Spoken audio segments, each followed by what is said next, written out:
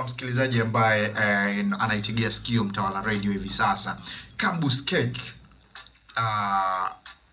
ilikuwaje ikawa Kabus Cake? Ilianzaje na kwa nini ikawa Kabus na si vinginevyo? Karibu sana. Asante sana. Inakuwa Kabus Cake. Kabus kutoka kwenye jina langu kabisa. Kabu. Kwa hiyo Kabus inabeba umiliki. Na ni keki kwa sababu nimegundua kwamba ninafanikiwa kwenye biashara za vyakula. Nimeshafanya vitu vingi sana kuanzia chuo. Ndipo nikaja kugundua kwamba biashara ya chakula ndipo mafanikio yangu yako kwa rahisi. Una muda gani kwanza umeanza hiyo biashara ya vyakula? Biashara hii nitangia chuo. Kusema ukweli 2018. Kipindi cha watu wakipata boom pale, nilikuwa nikitoka class naenda na wapikia pilau.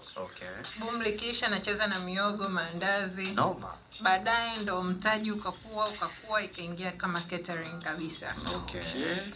Unakumbuka namna ambavyo ulianza biashara yako, mazingira yake ya mwanzo ambayo ulianza nayo biashara ilikuwaje?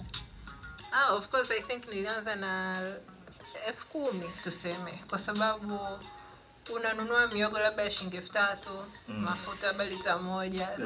I had humble beginnings kusema kweli. Ulikuwa unatengenezea chuoni ama nyumbani? Nilikuwa chuo, nilikuwa nimepanga pale wanapopajua karibu na UDSM Geti Maji.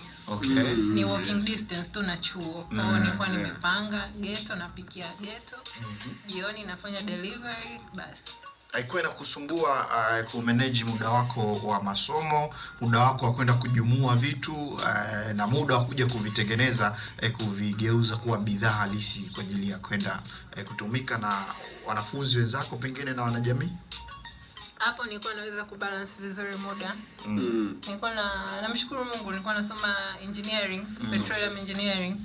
Lakini I had to do business ili nipate pocket money. Kwa hiyo piga huwa ilibidi tu mambo yajipange. So